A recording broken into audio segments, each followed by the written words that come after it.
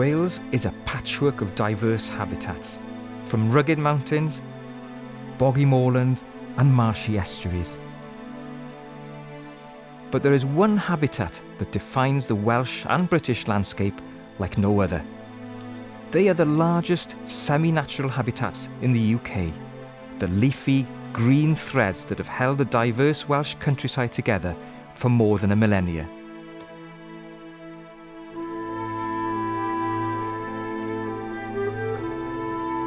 There are over 88,000 kilometres of hedgerows in Wales.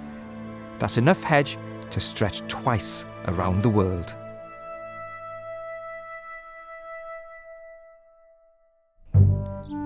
Hedges have years, said the old sooth, and every bush is something's booth.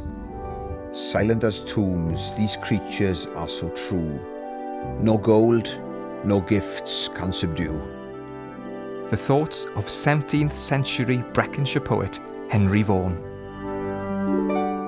They're absolutely culturally, they're very important, and historically as well. They're a real link to the past, a link to the people that worked in the countryside in the past and lived in the countryside in the past.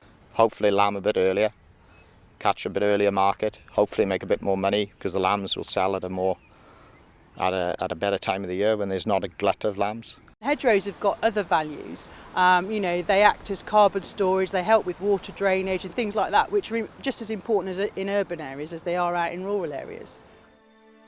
Although hedgerows form a lattice of habitat across large swathes of Wales, Wales has lost an estimated 25 to 30% of its hedgerows since 1945. Immediately after the war, there was of course pressure on increasing food production, making fields larger. Agricultural equipment got larger, tractors got wider, so sometimes narrow gateways and hedgerows were removed to make bigger unit fields. Looking at old maps, looking at old photographs, you can see there are far fewer trees in the landscape than there used to be. That there have been payments in the past to grub out your hedgerows to get larger fields. However, there are now efforts to arrest this habitat loss. With funding from Welsh Government's Nature Fund, a partnership has been formed with Keep Wales Tidy as its lead, alongside the Woodland Trust and the University of South Wales. The Long Forest Project is a way really of raising awareness and interest in our hedgerows. It's a practical conservation project, and we do a number of activities from practical hedge laying, which is a very skilled task which people can learn in free training, through to something that is a little bit easier for perhaps the younger members of the community. We do work with schools, which is looking at hedges, thinking about what hedges are, what lives in or around hedges, and what sort of condition hedges are in. What we are aiming to do with this project is to reinforce the importance of hedges and ensure that the people working with them, so farmers and landowners, can sort of sustain them and work alongside each other to make them better. Some of the hedgerows the project has been helping to maintain, manage and restore are ancient. They have been planted on purpose for many centuries to create fields and to keep one set of livestock away from another. A lot of them were planted in the 18th century when the Enclosure Acts came in and fields began to be enclosed. But some hedges actually date from much, much earlier than that. I think there are even examples of Neolithic hedges. Hedgerows are crucial habitats in the Welsh landscape for a myriad of species. Indeed, they are home to 47 species of conservation concern, including 13 which are globally threatened. And if you think about them, they're really connecting through vast areas of the countryside, vast areas of farmed land, and enabling the dispersal of wildlife throughout those areas, connecting up with, for example, areas of woodland, river corridors. So they're a really important way that wildlife moves throughout the landscape. Many species of bats use hedgerows and other linear features for navigation, for foraging, for roosting. Dormice are classically a species that are associated with hedgerows and woodland habitats. And again, hedgerows are thought to be as important as woodlands as a habitat for dormice. Hedgehogs as well are another species that are associated with hedgerows, and they find really significant, important cover at the base of hedgerows. And again, lots of good foraging, so Hedgehogs will be finding things like slugs and other invertebrates to be feeding on in the damp sort of undergrowth associated with the base of the hedgerows, as well as finding a place to hibernate. Bumblebees are a species that have unfortunately undergone significant declines over the last few decades, and hedgerows are thought to be an important habitat for particularly certain species of rare bumblebee. Hedgerows, and particularly the margins associated with hedgerows, provide often quite a good diversity of flowering plants, and not just a good diversity, but a good diversity throughout the season that bumblebees are foraging, so right from sort of April through to September. In terms of nesting and feeding, a whole variety of birds, from typical woodland species such as, blackbirds, wrens, blue tits, great tits.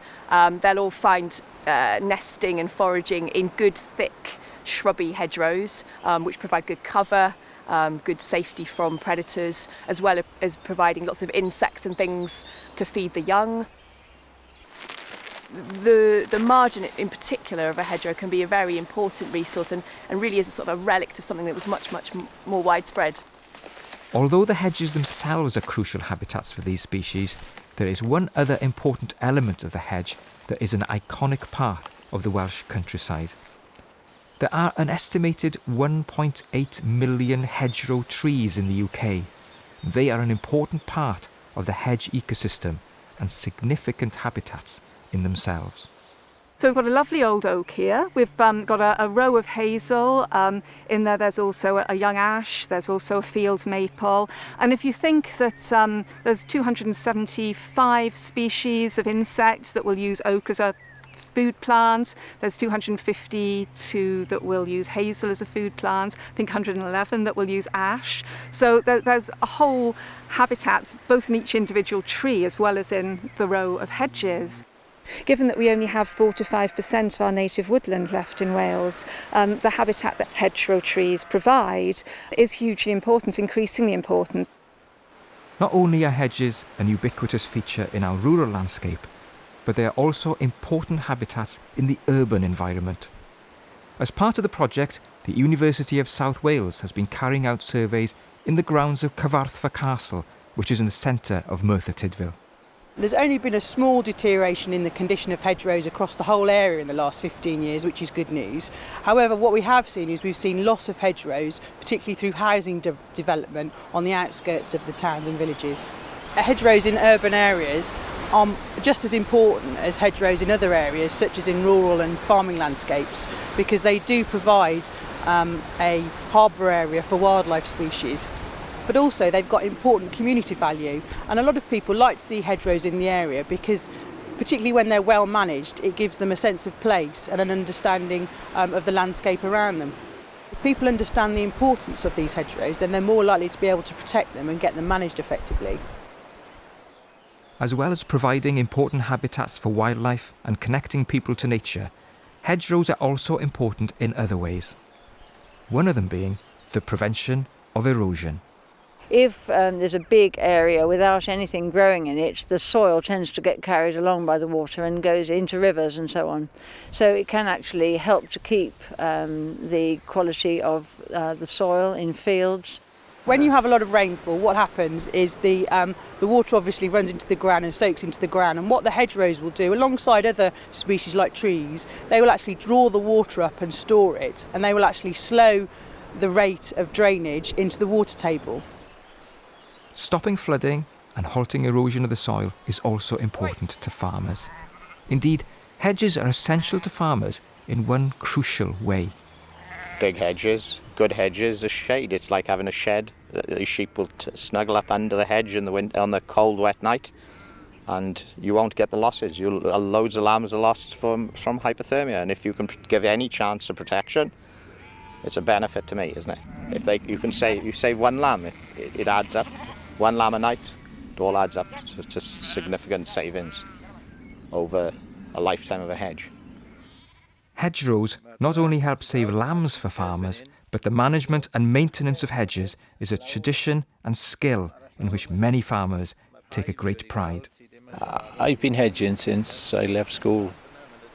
Hedge laying is an art, and of course there are all styles of hedging.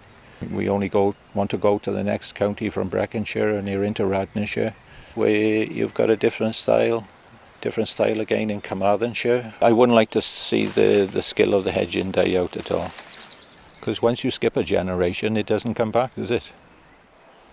Management and maintenance has become a problem since World War II. As well as a 25 to 30% loss in hedgerows in Wales, it is estimated that fewer than 44% of today's hedges are in a favourable condition. Therefore, training and the passing on of knowledge is critical in reversing the decline. What we try and do with hedgerow management is to avoid the bird nesting season, really, and that runs, it does vary a little bit, but pretty much from March until August is the time when you want to really avoid doing much management at all on your hedgerows. It's good to cut your hedgerow once every 3 years if you can. It's giving it a chance to grow properly. It's always good to not manage an entire area in one go, and the reason for that is it's very useful to have mixed habitats. It's good to have a different age structure, so you can have some young hedgerows, you can have some older hedgerows, some thicker hedgerows, some bushier hedgerows. Again, it creates that variety of habitat which is so important for wildlife. The types of plants that you want to put in there, the native trees really, will depend on what you're really looking for on your land. If you've got a lot of livestock, you're likely to have a much higher proportion of things like hawthorn and blackthorn. But if you're interested in having a diversity of species, there are lots of different wildlife hedgerow packs that you can get a hold of, and from people like the Woodland Trust have great mixtures. As well as teaching management and hedge laying skills, the Long Forest Project has also provided farmers with support to plant new hedgerows. Saw an advert in the local paper for this Long Forest Project, hedge and plants, contribution towards it. I thought that seems a good idea, and I could plant some new hedges. This field here was 2 fields originally years ago, and the hedges went and it ended up as 1 field. So what we've done, we've planted 250 metres of new hedging plants and trees down the middle of this field, and the field back as it originally was 2 fields. And I would say it would probably be best part of 50% contribution to the cost of the project. The project supplied me with the plants and the fencing equipment, and I supplied all the labour to put it all up. So it was a big contribution to the job, yes. According to the Woodland Trust, planting new trees is also a priority that cannot be delayed. HedgeLink UK has estimated that there are 1.8 million hedgerow trees in the UK, and also that a third of those are over 100 years old. So whilst it's good to have many older trees, because more species of animal will depend on those than on younger trees, we do need to keep renewing them. Many of our native trees are available from garden centres, but I would say always check that those trees have been sourced and grown in the UK, because there are many pests and diseases outside the UK that can be brought in on imported stock.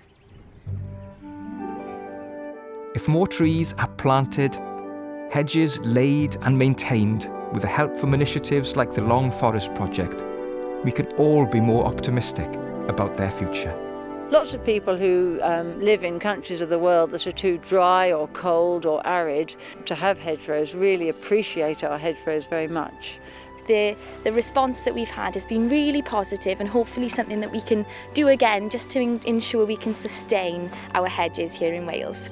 Imagine what it would look like if we didn't have any hedgerows, within Wales. How much more poor would we be?